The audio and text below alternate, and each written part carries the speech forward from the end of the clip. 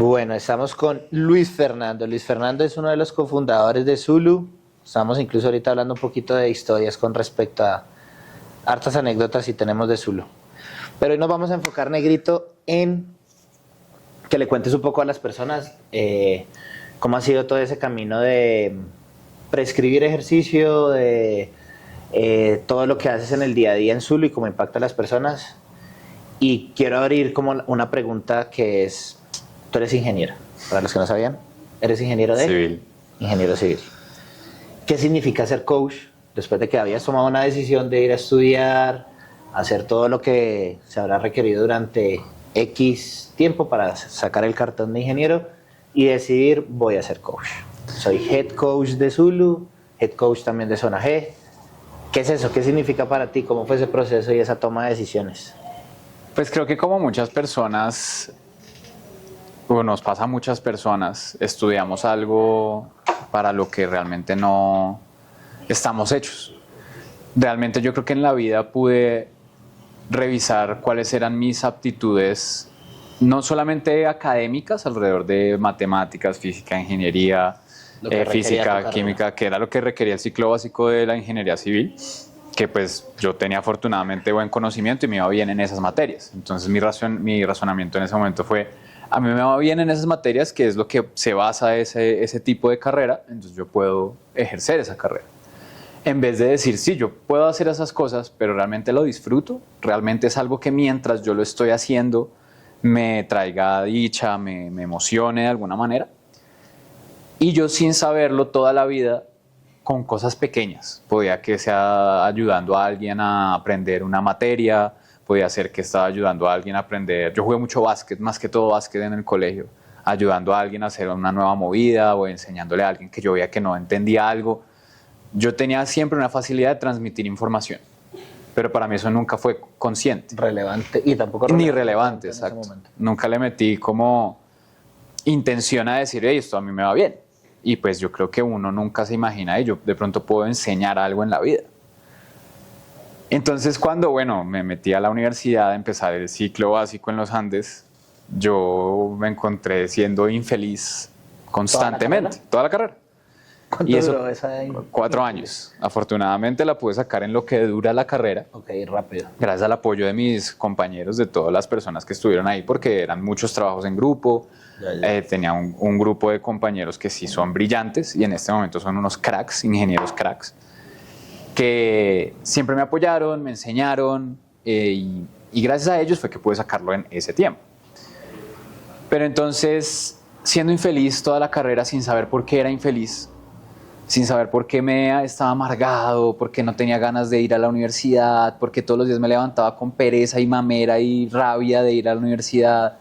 Entonces después me iba medianamente bien en un parcial, pero no, eso nunca era como esa alegría de qué chimba. Es que chimba. 5, pues. Me gané porque me lo estudié y qué chimba. Nunca.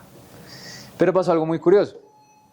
Yo empecé a hacer CrossFit en el primer semestre de universidad. O sea, iniciaron las dos cosas al mismo tiempo. Al mismo tiempo, simultáneas. Y empecé en Zona G, pero yo en ese momento no era dueño de Zona G, se llama Reebok CrossFit Zona G. Yo empecé como un cliente más y ahí era feliz. En ese ambiente era feliz. Y solamente por el hecho de hacer el entrenamiento, no por... Era una horita de... Una horita de qué bacano y de hacer comunidad y de hablar con los panas. Y con el tiempo... más pronto que tarde, pues se combinó esa dicha que me daba con entender la actividad física. Para mí toda la vida la actividad física fue algo que me gustó mucho. No, yo soy el mejor en todos los deportes, para nada, en lo absoluto, no, nada que ver. Pero me encantaba hacer deportes, me encantaba hacer cosas de desempeño físico. Si fuera escalar, si fuera caminata, si fuera senderismo, si fuera fútbol, básquet, voleibol. Me encantaba. Esa era mi zona de confort también. O sea, creo que en todo lo que he hecho en la universidad, en lo que el espacio que se fomentar, porque en la universidad también juegas fútbol. Claro, no, y ni tanto, porque pues, o sea, tú ya es muy diferente al colegio, a la universidad, poder hacer este tipo de deportes, porque en una universidad, listo, tú te tratas de meter a la selección de fútbol de cualquier universidad, claramente mientras universidades más grandes es más difícil. Claro, claro. Pues son cientos de personas tratando de aplicar para lo mismo que tú quieres aplicar, Sí, sí. y que ya influye muchas cosas, qué tan competitivos son, qué tanto tiempo tienen, qué carrera estudian, qué tan cerca o lejos viven de la universidad, qué recursos tienen. Entonces, claro, se puede luchar, pero siempre va a requerir mucha más energía y puede incluir incluso frustración si eres una persona altamente competitiva. CrossFit me enseñó en ese momento que si bien yo no tenía ni el tiempo, ni los recursos, ni la mentalidad para poder aplicar a cualquiera de estos equipos de la universidad, que sí podía seguir haciendo deporte y que sí podía seguir demostrándome a mí mismo que tenía potencial de que mi cuerpo se siguiera moviendo y desarrollar habilidades. Y simplemente, yo me acuerdo del primer evento de los CrossFit Games que vi. Fue un evento en el que estaba Rich Froning, Matt Chan, Chris Peeler, creo que no, Josh Bridges no clasificó ese año. Fue un evento, un chipper de los Games del 2012. 2012, ok. 2012. ¿Cuál chipper?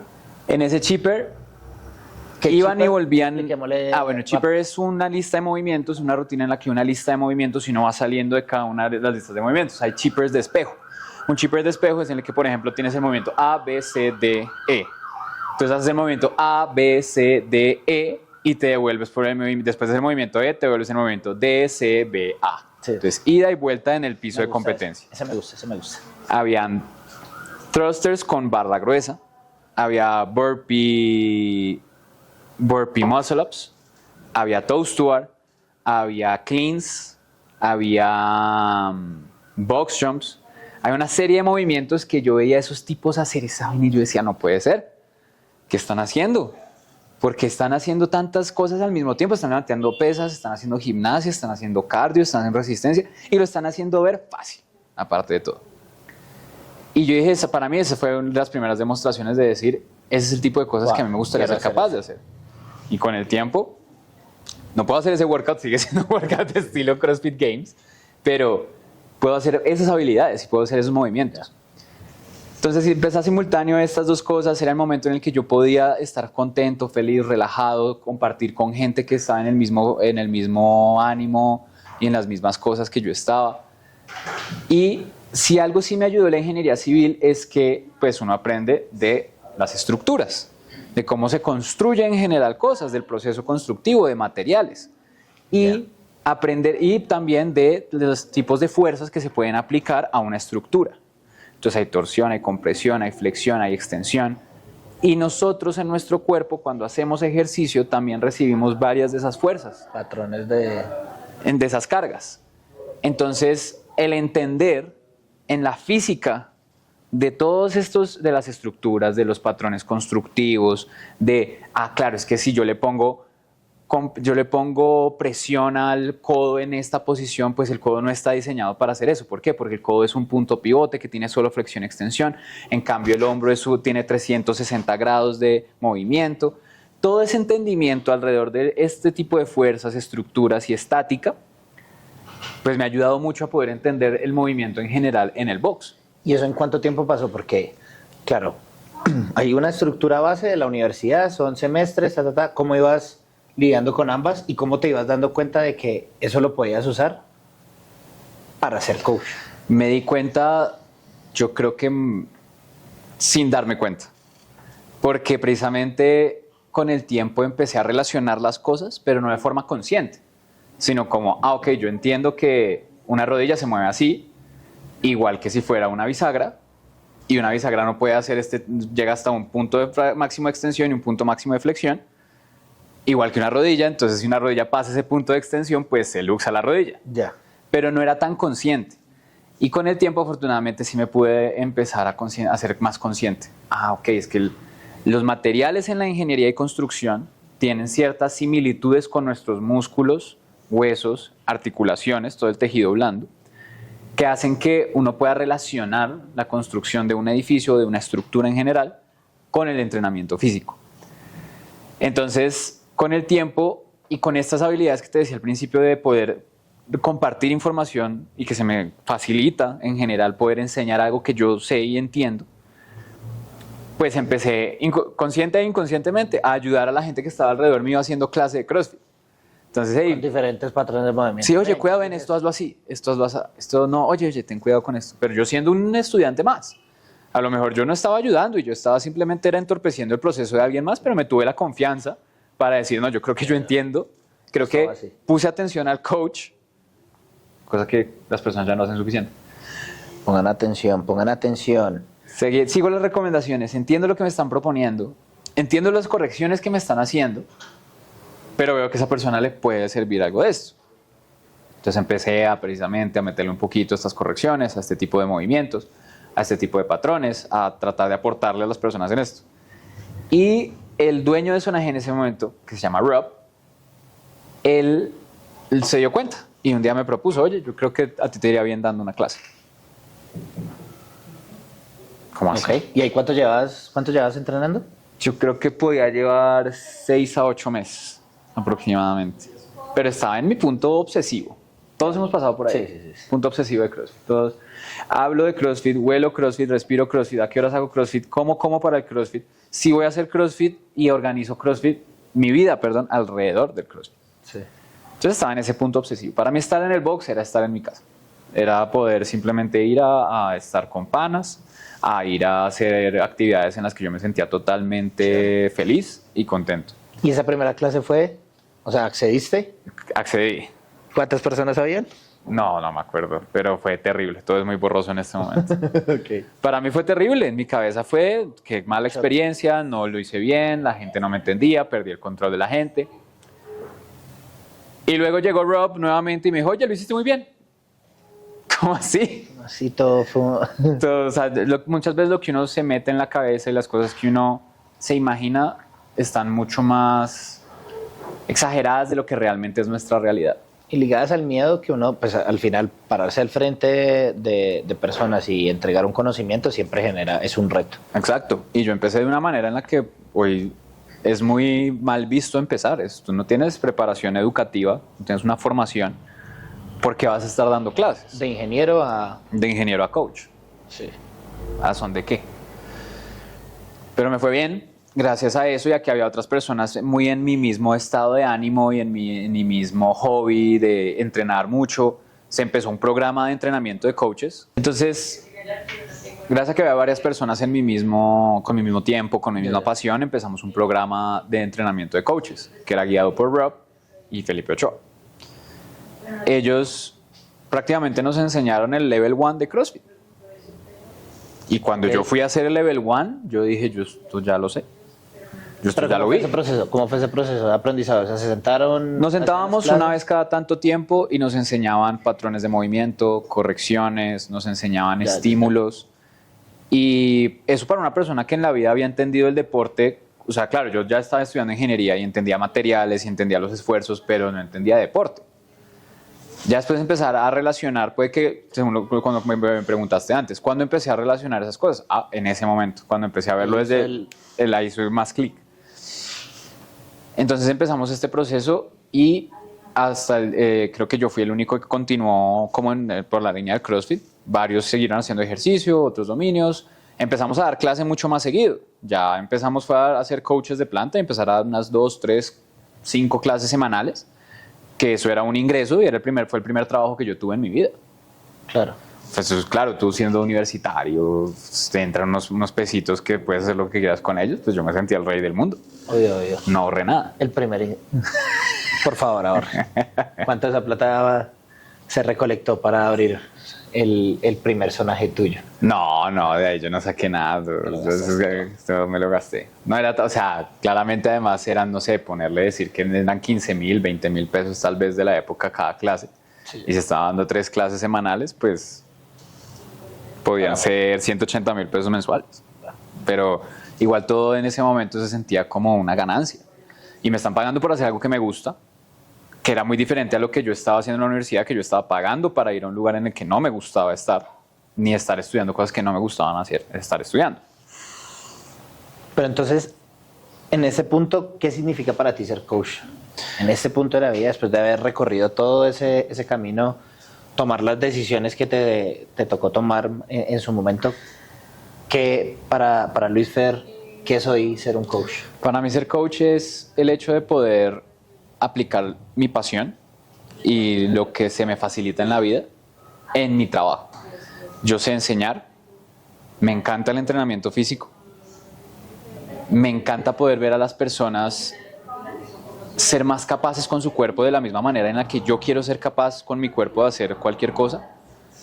Me encanta poder promoverle a la salud y al bienestar de las personas de una forma en la que afortunadamente estamos en la era del fitness y Claro. ya se entiende mucho más que el ejercicio es algo importante para nuestras vidas, pero es algo que hasta hace poco tiempo. Yo incluso creería que la pandemia agudizó eso porque se ha sido un proceso lineal que ha venido aumentando, pero ese nivel de conciencia creo que lo hizo. Tal cual, se gana La solamente, se gana solamente cuando hay o sea, es un cambio de paradigma cuando hay un cambio de paradigma, Total. cuando hay un cambio completo en lo que es el día a día de la humanidad. Y la pandemia hizo eso, tienes toda la razón.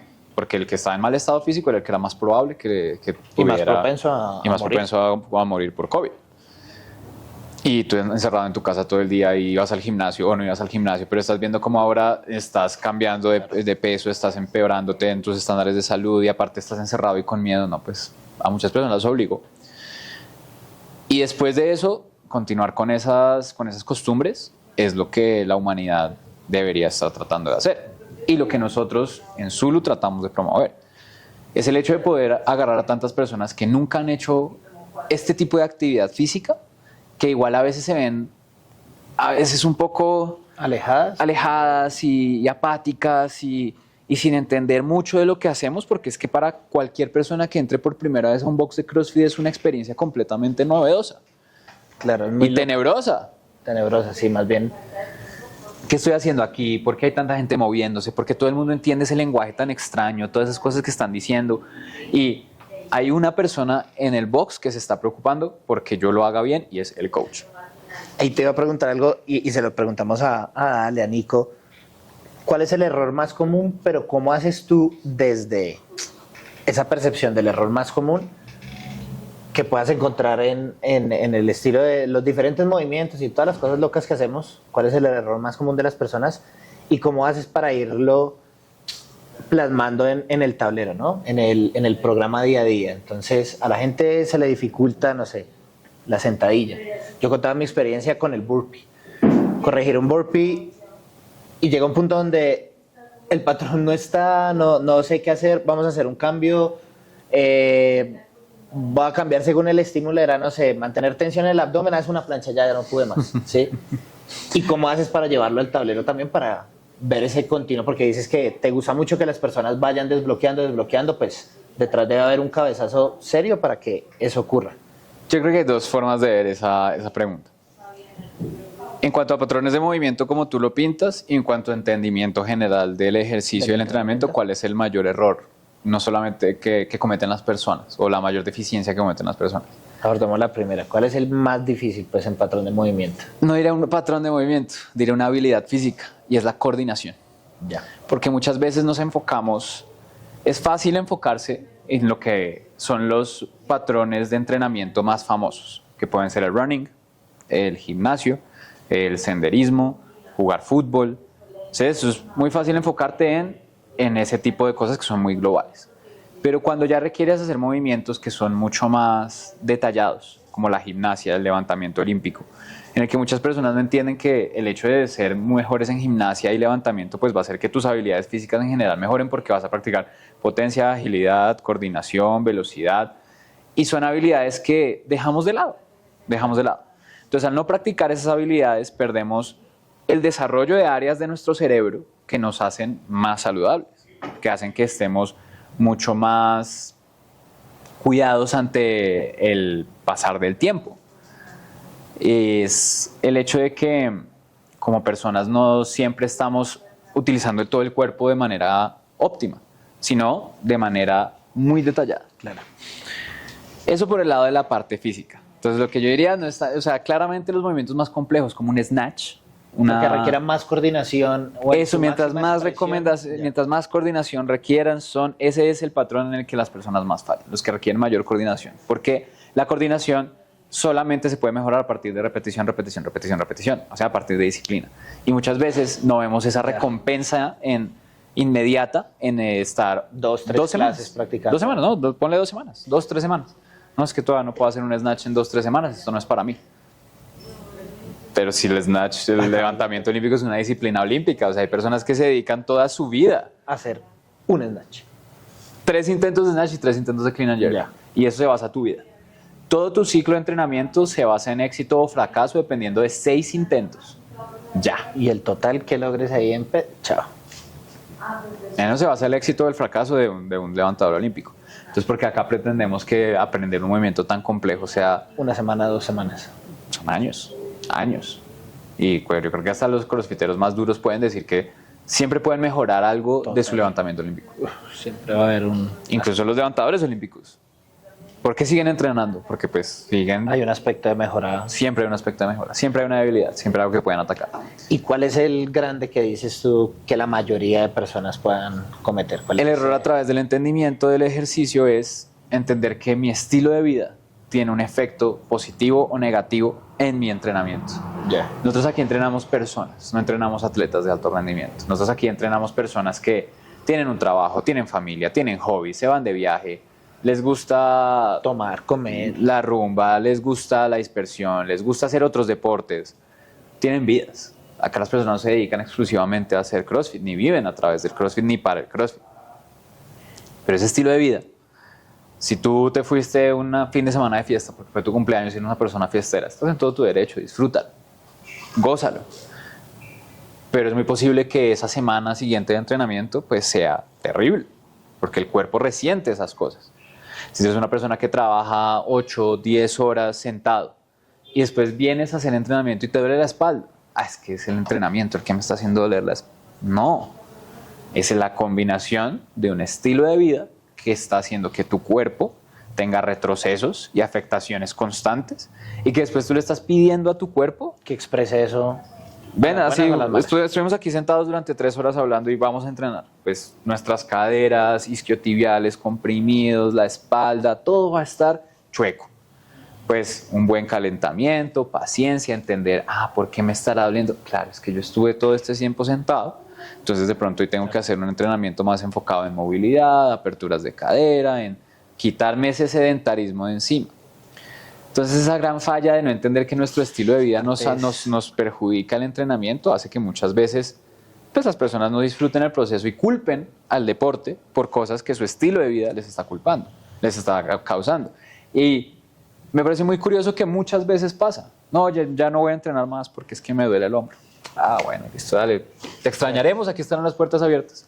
Un año después aparece esta misma persona. Me duele más el hombro. Me duele más el hombro. ¿Qué has hecho? Nada. No he entrenado en ningún lado, no he hecho nada diferente, pero me duele más. Mi dolencia está peor que cuando estaba entrenando. Hay que empezar a hacer ese tipo de asociaciones, entender que el sedentarismo y la falta de actividad física nunca va a ser una respuesta. Haz otra actividad física, busca ayuda profesional, trata el dolor. Pero no se cura. Pero no se cura porque paras. Es con movimiento. Es con movimiento. Y la siguiente pregunta era con respecto a los hábitos, porque yo creo que en la manera en que entendí ese deporte y como esta pasión hacia poder seguir expresando en todas las habilidades, va más acorde a ese entendimiento que acabas. Cuando entendí que todo lo que hago por fuera va a potencializar lo que estoy haciendo acá, fue cuando hubo el clic y el cambio. Me tomó bastante tiempito, muchas dolencias. Al final disfrutaba mucho el hecho de venir a compartir, pero pues yo quería expresar más. Y ahí fue donde entendí los hábitos. Es como esa epigenética de las cosas que hacemos aparte pueden potenciar eso. ¿Y cómo ves tú desde tu perspectiva poder concientizar a las personas de eso? ¿Cómo hace uno para, estás viniendo todos los días, ¿qué pasa si dejas de comer, no sé, el heladito antes de venir o más bien no te metes toda la botella de guaro y le bajas un poco pues si quieres ver mejoría acá? ¿O cómo empieza uno a encontrar ese balance? Porque al final tiene que ser un gusto y tiene que ser debe ser algo que te nazca adentro para decir, bueno, ese pancito ya no me lo va a comer de pronto 3 veces porque me sienta mal. Incluso puede que no me siente mal. A ti te puede sentar mal el pan, a mí de pronto me puede funcionar. ¿Cómo genero esos hábitos? ¿Cómo empiezo a generar esa conciencia para ver mejoría en mi salud, en mi estado físico? Los hábitos son un tema, no es complicado. No es complicado, pero muchas veces por hacerlo complicado es que no los podemos insertar e implementar en nuestras vidas. Porque lo que intentamos muchas veces es ir de 0 al 100. Es imposible. Listo, yo el lunes empiezo la dieta, empiezo a hacer ejercicio, veo un nutricionista, voy a empezar a ir al fisioterapeuta, voy a empezar a irme en bici al trabajo y voy a hacer que todo en mi vida cambie para poder mejorar mi estilo de vida. Pero todo el lunes. Todo el lunes, Todo el lunes. todo el tiempo, todo es ya. Y llegó el viernes, ¿y cuánto hiciste de todo eso? Llegó el martes y estás abrumado, estás no completamente saturado, pensando en, no me vine en bicicleta porque no tengo el tiempo hoy, además tengo que llevar esto, y no llevé la coca, no hice el almuerzo anoche, que me dijo la Nutri me va a regañar, y no alcanzo a ir al entrenamiento porque es que tengo trabajo, porque, claro, Ya. nunca el 0 al 100, del todo al nada, nos va a funcionar. Por eso es que se vuelve abrumador. Entonces uno tiene que empezar con cosas pequeñas. Uno tiene que empezar una cosa a la vez. Una vez que sientes que algo es parte de tu vida, de tu rutina, buscas algo más que venga de lado. Pero lo que pasa es que muchas cosas como el ejercicio van a empezar a afectar otras inmediatamente. La energía y vitalidad en el día a día. Te puede aumentar o te puede disminuir. Porque si tu entrenamiento es más fuerte de lo que tú te alimentas y descansas, te va a destruir. La alimentación te va a cambiar, te va a dar más hambre. Entrenar, hacer ejercicio, da hambre. Pues a mí por lo menos. Y lo que es lo normal, el gasto calórico, por mayor, instinto, te promueve una ingesta calórica mayor. Claro. Hay personas que dicen que el ejercicio les quita el hambre y yo eso no lo puedo creer. No lo entiendo. Yo creo que eso es algo mental completamente porque biológicamente, o sea, no hay una respuesta. ¿Gastaste más energía? Tienes que recibir más energía. Tu cuerpo tiene que suplir esas fuentes de energía porque si no, pues vas a desgastarte. No va a haber mejoría. La atención, el progreso, todo este tipo de factores, todo este tipo de cosas van a cambiar una vez que insertes un factor de un nuevo hábito en tu vida. Y hay que ver si ese nuevo hábito te está haciendo bien o te está haciendo mal. Hay que tratarse bien a uno mismo a la hora de decir, hoy no pude cumplir con ese hábito. ¿Por qué? Porque no quise, por pereza, por flojo, porque no lo necesitaba, porque anímicamente no estoy bien, porque tengo otra preocupación en la vida. Es normal, está bien. Y creo que parte de las grandes dificultades que tenemos para insertar estos nuevos hábitos es que no nos tratamos lo suficientemente bien a nosotros mismos. No somos lo suficientemente capaces de decir, voy a respirar un momento, no tiene nada de malo que hoy no lo haya logrado, siempre habrá otro día, porque cada día suma, eso es cierto. Y cada día hay un dicho que es, todos los días mejoramos un 1% en nuestro entrenamiento. Pero claro, ese 1% es prácticamente imperceptible cuando tú lo ves en un corte al día. ¿Qué tan mejor soy ayer con respecto a mañana? Nada. Entrené mucho, poquito, nada, pero de la diferencia entre un día a otro es mínima. Claro. Ni visualmente, ni en físico, ni en desempeño, nada. Pero ahora veámoslo desde un punto de vista más lejano. No lo veamos en un día, míralo en un semestre. ¿Cómo fue tu desempeño durante todos estos 6 meses? ¿Cómo empezaste? Más, claro. ¿Qué hacías antes? ¿Cómo te sentías antes? No cómo te veías. Muchas veces le damos mucho peso a cómo nos vemos en vez de qué somos capaces de hacer y otros indicadores de salud. Y eso es, yo creo que es de las cosas. Por ejemplo, el peso, hay mucha gente que se casa con el peso y incluso puede pesar un poco más. Es que el peso no es un indicador. Uy, espérame que un tacho, un momento que me... Atoración. Atoración. Deja de estar viendo culos, amigo.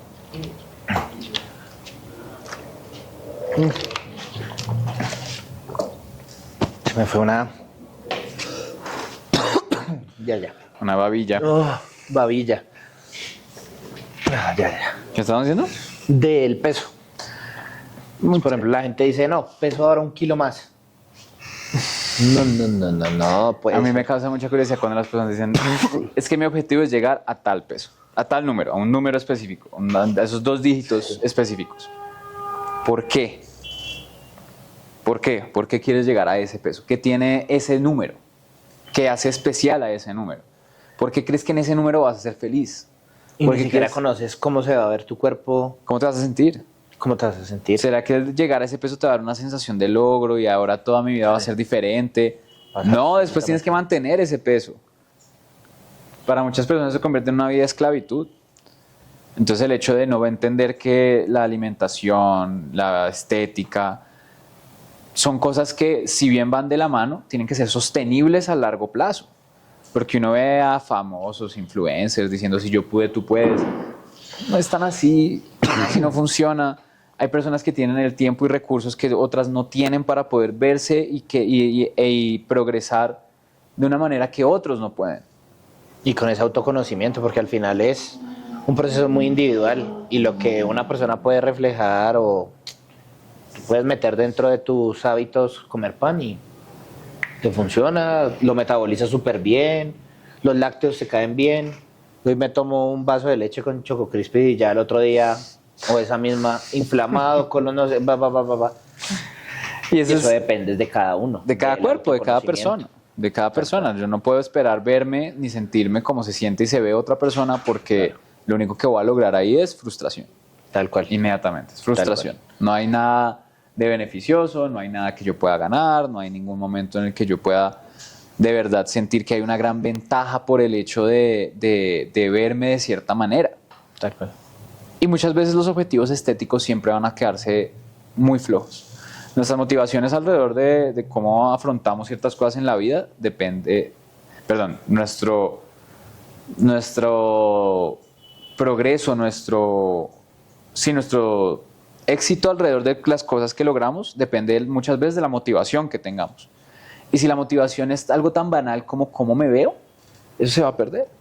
No vas a insertar nuevos hábitos de forma juiciosa si tu único objetivo es cómo te ves. Hay personas que sí.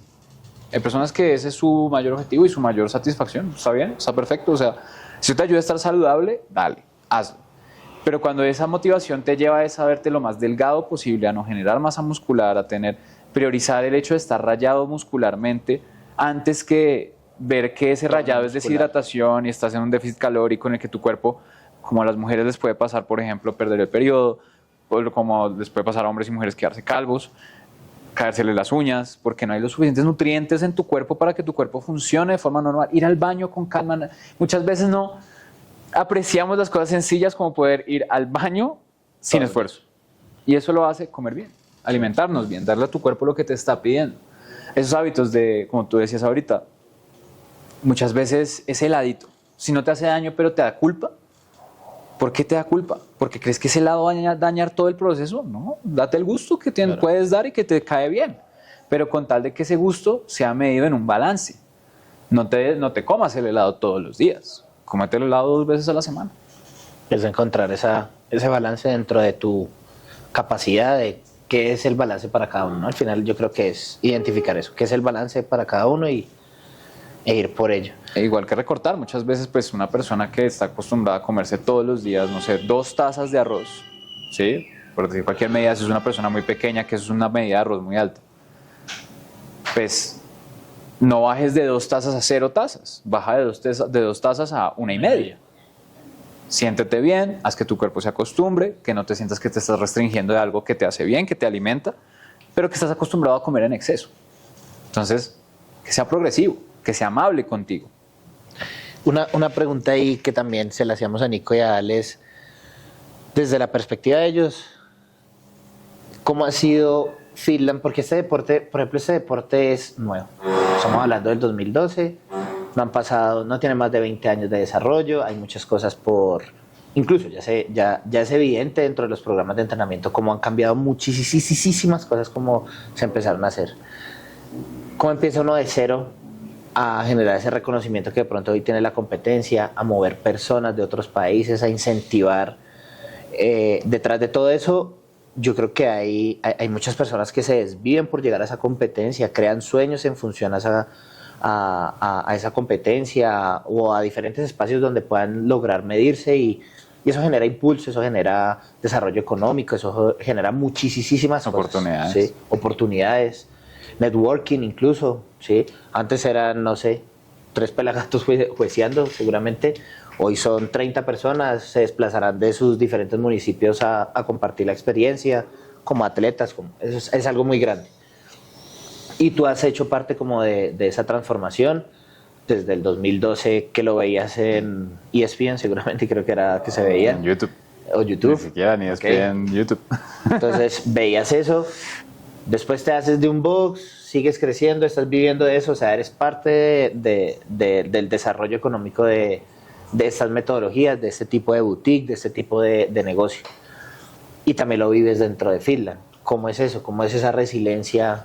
¿Cómo se encuentra balance en algo que nadie conoce, que va de 0 a 0, después a 0,1, a 0,2? Yo creo que tú lo dijiste y esto empieza con un sueño. Fitland es un sueño de Felipe Collazos y Mariana Dávila. Si no es porque ellos han puesto el trabajo, el sufrimiento, las lágrimas, la ansiedad, el esfuerzo. Yo siempre les he dicho a ellos, yo hago una muy pequeña parte de ese proceso. Hago una parte importante en la ejecución del evento. Pero es que detrás de, no solo, o sea, listo, los jueces son una parte muy importante, claro, pero es que ellos no saben la cantidad de sacrificio que hay por parte de estas personas Para lograr eso. todo el año, antes de que sea la ejecución del evento. O sea, lo más pequeño son 4 días de ejecución. Sí, o sea, claro, y pues tú puedes arruinar por mi papel o el papel de otra parte del staff o por el papel de los equipos o por cualquier otro de los factores que son en ejecución. Uno puede arruinar un año de trabajo entero y del sueño de unas personas. Nosotros lo que hicimos fue desde el principio creerle a ese sueño de ellos, pero el sueño que ellos estuvieron dispuestos a poner su dinero, su capital, de endeudarse y sufrir en el día a día, porque creo que lo sabemos, tener deudas encima es de las cosas que uno nunca le dejan de hablar, nunca te dejan pensar tranquilo, siempre te quitan energía, y fue gracias a que ellos estuvieron en ese sueño, es gracias a que es hoy uno de los eventos, si no el evento más grande de Latinoamérica. Un evento en el que vendrán personas de todo el país, vienen personas de Latinoamérica. Fuimos este año a un australiano. Sí, un poquito lejos, ¿no? Un poquito lejos. O sea, tuvimos 3 norteamericanos, 3 estadounidenses. Son cosas que uno no cree que desde el 2019, que fue la primera edición de Fitland, que Fitland se pensó como una competencia para atletas élite, para que atletas de Latinoamérica pudieran tener una experiencia como se hace en los CrossFit Games.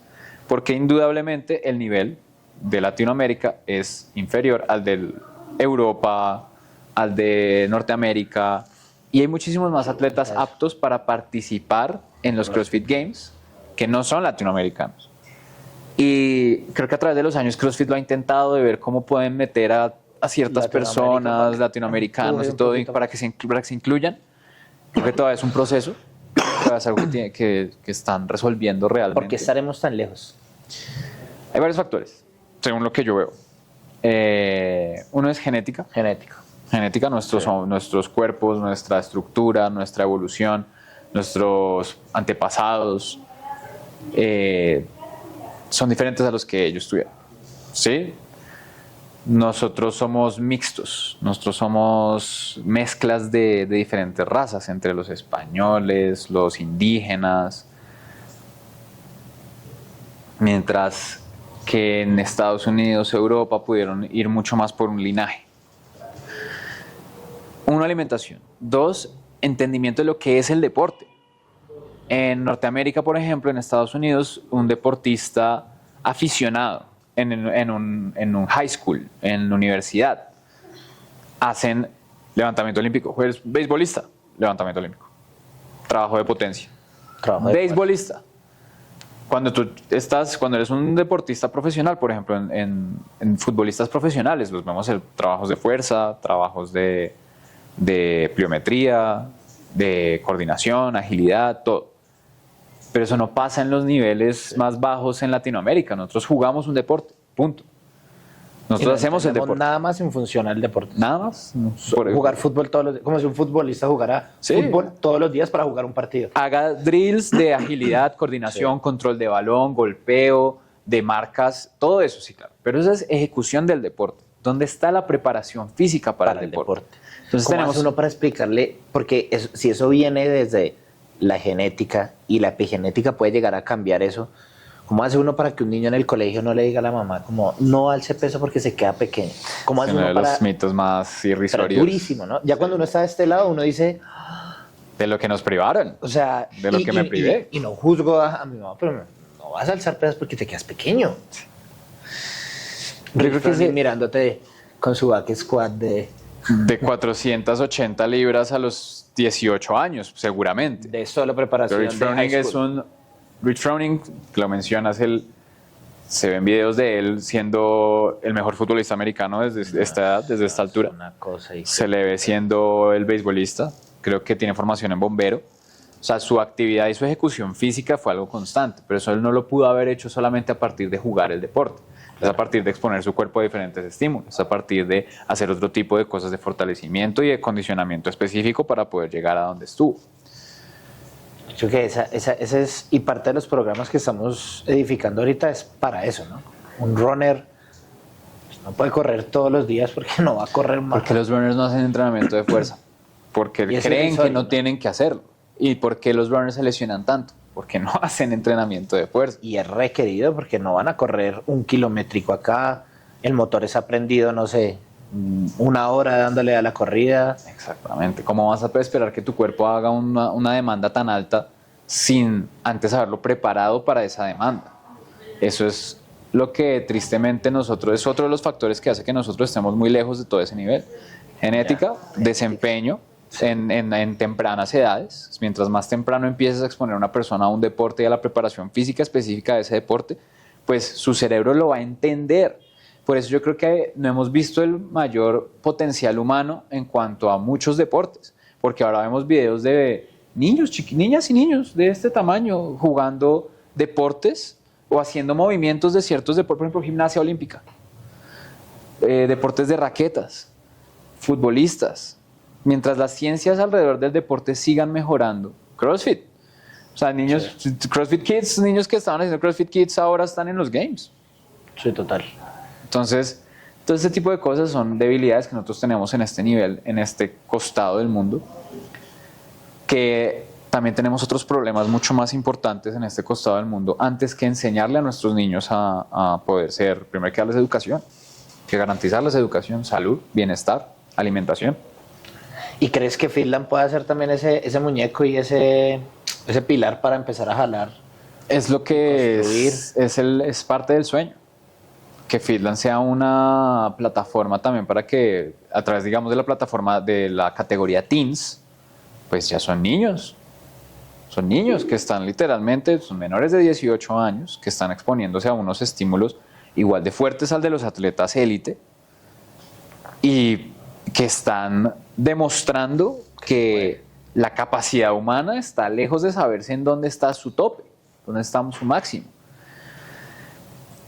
Y es parte del sueño lograr que haya más personas atraídas por el deporte, atraídas por estas cosas beneficiosas, por en vez de estarte echando y rumbeando y desgastando el tiempo en cosas que te están destruyendo por dentro, pues esas cosas que te estén dando un objetivo más grande a futuro. Puede no ser Fitland, puede ser otra competencia de un calibre menor, puede ser Wodapalooza, puede ser los Games. Y qué bello que sea algo que te promueva un esfuerzo, disciplina, consistencia, y no sea algo banal, de un día, de un esfuerzo por una gran rumba y todo bien, y estoy muy contento con eso, ¿no? Pero ¿y dónde está el significado más profundo de eso? Bien. Yo creo que dejemos hasta ahí, ¿no? Sí. Para seguir con la... O sea, hagámosle un cierre ese para seguir con... Hagamos un cierre del video. Entonces ya sé cuál es. Negrito, ¿qué le dirías a esas personas que no se han atrevido todavía a buscar esa mejor versión de su cuerpo, de darse la oportunidad de probar? No tiene que ser acá, puede ser el deporte que sea. Y si ya practica algún deporte, ¿por qué no se da la posibilidad de conocer realmente cuál puede ser su expresión en el deporte? Si está corriendo, por favor haga fuerza. Si está jugando tenis, le toca hacer fuerza. Lo que está haciendo le toca hacer fuerza, ¿sí? Que la masa muscular. Entonces, una invitación a esas personas de no se atrevió, o si se atrevió ya lo está haciendo, ¿cómo lo puede hacer mejor? Yo creo que mi invitación iría alrededor de no dejarse llevar por la primera impresión. A veces el primer día o la primera semana se siente mucho más difícil porque tu cuerpo está exponiéndose a algo nuevo. Hay que darle una oportunidad a cada proceso. Hay que tratar de entender de una manera más profunda que te están promoviendo, si te están promoviendo algo. Porque es muy fácil escribir en la pantalla, escribir una rutina, dale, ve, entrena, hazla. Y es lo que muchos establecimientos hacen. Pero es mucho más difícil que esa rutina tenga una intención detrás y un propósito para que las personas desarrollen algo más importante. Entonces mi recomendación, mi invitación es tratar de no dejarse llevar por esa primera impresión y entender que el trabajo de fuerza, en especial, es de esas cosas que le van a traer a uno longevidad. No solamente estás entrenando el cuerpo, los músculos, estás entrenando tu sistema nervioso, estás entrenando tu cerebro, de maneras que no lo vas a hacer a través del trabajo solamente, por ejemplo, cardiovascular. Te va a dar mucho gusto irte a correr tu maratón, totalmente, pero te va a dar mucho más gusto correr tu maratón, hacer un buen tiempo y no lesionarte en el proceso. No quedarte vuelto. Te da mucho gusto ir a jugar un partido de fútbol, bellísimo, pero te daría más gusto poder rendir más los 90 minutos, tener un gran desempeño y que tú sepas que si ganas o pierdas, aportaste a lo mejor del equipo. Es muy chévere y qué chévere que te dé gusto irte un fin de semana de fiesta. Excelente, hazlo. El balance y la vida se trata de disfrutar las cosas. Pero qué chévere sería que en ese fin de semana de fiesta no te esté doliendo los pies, la espalda, las rodillas, porque no tienes las habilidades físicas para poder sostenerte a ti mismo. O que el golpe después por la resaca o la culpa sea de, si es que yo solo rumbeo y yo no hago nada más por mí. Mi invitación es a que veamos el entrenamiento físico como un proceso a largo plazo, como algo que te está construyendo bienestar, diversión, salud, y que tiene que divertirte, tiene que gustarte. No puedes ir a mortificarte, no puedes ir a sufrir a un sitio, tienes que ser un lugar donde te guste. Es como tú lo dijiste, no tiene que ser acá. Puede ser en el lugar donde sea, puede ser haciendo la actividad que sea, puede ser en un gimnasio, tú solo, con unos audífonos y un programa en el celular. Hágale, qué chimba. Pero arranque. Y no se deje llevar porque la primera semana fue muy dura o porque en un mes no vio resultados. Dese la oportunidad de navegar el proceso. Y el proceso no se construye ni en una semana, ni en un mes, pero dese la oportunidad. Esto.